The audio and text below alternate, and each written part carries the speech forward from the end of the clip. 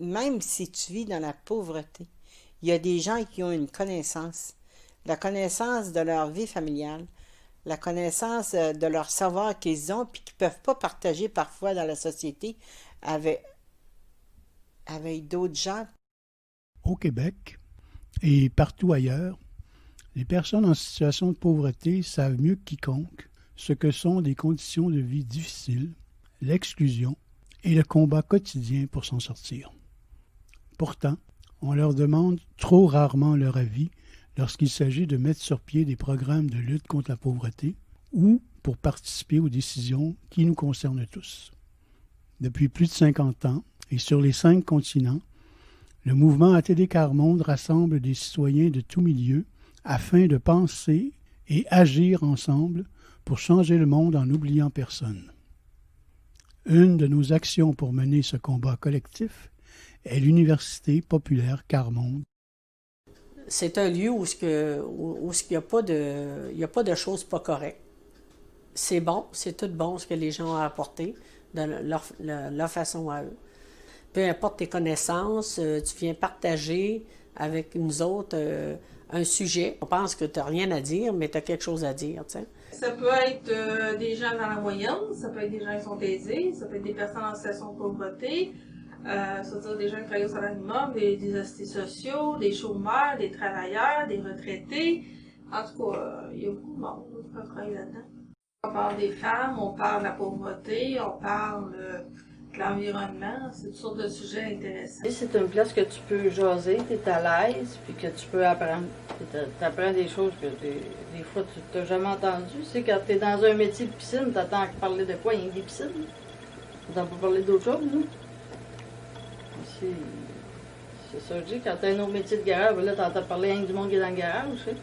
C'est bon de sortir et aller voir d'autres choses, à un moment donné, d'aller jaser avec du monde. Puis avec un beau sourire, puis les gens sont gentils, puis on se donne des petits becs, puis on se sent un petit peu en famille, dans un sens, là, c'est une sorte de climat familial. Dans une première étape, chaque participant reçoit une lettre d'invitation qui annonce le thème de l'Université populaire Quart Monde et qui propose 2 ou 3 questions de réflexion.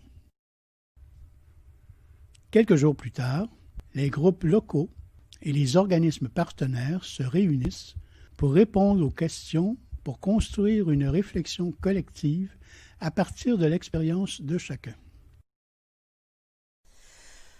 Le groupe de préparation, est-ce qu'on se réunit pour l'Université populaire? Chacun a les consignes, comment ça fonctionne pour le thème. Donc, on a les consignes et on y va avec les questions qu'on a sur la feuille qui nous est envoyée. Et chacun répond à ces questions-là. Et on dialogue au travers de ces questions-là, puis on met en commun après qu'est-ce qui est le plus important. Parce que les personnes qui se rendent ici, ça leur permet aussi de voir et de comprendre mieux l'Université populaire, de pouvoir partager le plus possible. Les autres, qu'est-ce qu'ils ont partagé dans le groupe, ils amènent aussi les réponses des autres dans le groupe.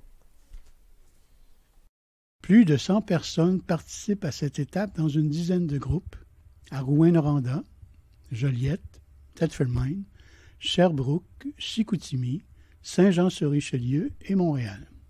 À Rouyn-Noranda, on peut être 12, on peut être 8, on peut être 4, on peut être 15. Puis une personne amène une personne, l'autre en amène une aussi. C'est harmonieux, c'est quelque chose aussi moi je dirais c'est quelque chose qui est sous forme de fête aussi. Tu sais, il y a du rire dans ça. On peut mettre ça sur une chanson, on peut mettre ça sur un poster qu'on va préparer, ou une phrase, une pièce de théâtre. 2 semaines plus tard, l'Université populaire Quart Monde rassemble à Montréal une 50aine de participants venant de tous les groupes de préparation pour mettre en commun leur travail. Certains vivent la pauvreté et l'exclusion, d'autres non. Tous sont invités à participer au débat sur le thème de la soirée. La rencontre et l'échange entre des personnes de milieux très éloignés provoquent une confrontation constructive de différents savoirs d'expérience. Maintenant qu'on prend une personne qui a des préjugés sociaux, qui est dans ce milieu-là. Ah, tu sais, Lucie, t'écris un roman, tu fais du bénévolat, c'est le fun. Ah, ouais, je sais pas que les assistés sociaux étaient comme ça, je pensais que c'était tous des. Tu sais, Fait que là, tu sais, ça peut leur faire voir une vision différente. Puis nous autres, ça, en même temps, on peut voir, tu sais, même si la personne est aisée, t'es généreuse quand même. Moi, je pensais que c'était toute une ligne de cheat, tu sais. C'est ça, exactement. Fait que, ça peut faire tomber les préjugés, puis ça peut faire comme un échange, tu sais. Je pense que on peut s'apporter beaucoup, là, tu sais, en mettant pas juste des aspects sociaux ensemble. Des choses, en fait, ça m'interpelle beaucoup dans mon travail. Je travaille à la direction de santé publique. Une de nos priorités, c'est de lutter contre les inégalités sociales de santé. Et là où l'université populaire peut m'aider, c'est que quand je suis avec mes collègues et je m'oppose des fois à certaines dimensions du programme, j'ai les témoignages des gens d'ATD que j'ai entendus, qui me reviennent.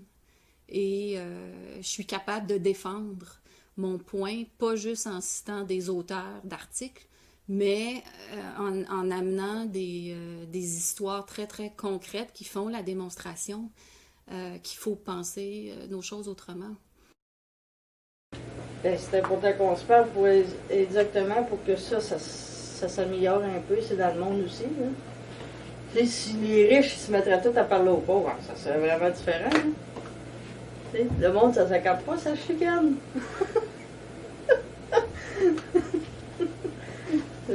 Ça s'accorde un peu. Vraiment un lieu de partage et d'échange sur différents points de vue, différentes façons de voir le monde. Et cet échange-là permet de s'enrichir mutuellement. Donc des gens qui ne vivent pas la pauvreté vont comprendre un petit peu plus qu'est-ce que ça veut dire la pauvreté au quotidien et inversement. Donc pour moi, c'est vraiment un peu une école où chacun peut apprendre des expériences de l'autre. Et c'est pour moi un peu un des seuls lieux dans notre société où il y a vraiment cette place-là, où il y a une rencontre entre deux mondes qui sont très très différents et qui se rencontrent jamais en fait. Parce qu'il s'appuie d'abord sur l'expérience de celles et ceux qui ont la vie difficile, ce croisement des savoirs crée de nouvelles idées pour mieux combattre les causes de la pauvreté. Pour moi, l'université populaire, ça sert à avancer, ça sert à apprendre à connaître des situations qui se passent en société, à revendiquer des choses pacifiquement. J'en vois l'utilité où c'est vraiment de prendre la parole des gens, de ce qui se vit ici et de le faire connaître à l'extérieur. Ça sert aussi à connaître plein de monde, hein? Puis aussi à changer le moral de place. Moi, je trouve que ça me sauve le moral de place. Ouais. Pour moi, l'Université populaire Carmonde, c'est une université, une vraie université, mais pas des professeurs, pas des étudiants. On est tous des professeurs et des étudiants. On apprend à prendre la parole et à discuter et à être sérieux pour arriver à des résultats. C'est un endroit qu'on peut s'exprimer, qu'on soit riche ou pauvre, sans être jugé et avec grande dignité. À l'Université populaire, c'est que c'est un lieu où on passe de la honte de la pauvreté à la fierté d'un combat collectif pour la dignité de tous. Une des mamans qui vit la pauvreté a dit « Nous les pauvres », elle a dit ça aux professionnels, hein, « Nous les pauvres, on n'est pas là seulement pour vous toucher, pour vous émouvoir. On est là parce qu'on a un savoir qui vient de notre expérience de vie. » Et cette maman-là, je pense souvent à elle depuis que je suis revenue. J'étais convaincue de ça, mais j'y pense encore plus parce que je me dis, mais comment on peut arriver à faire ça? Et c'est un peu le défi que j'ai envie de vous lancer ce soir. Est-ce qu'on ne pourrait pas tous se laisser toucher par le savoir d'expérience et l'intelligence de ceux qui vivent la pauvreté aujourd'hui au Québec? Rejoignez l'Université populaire Carmonde, www.atdcarmonde.ca.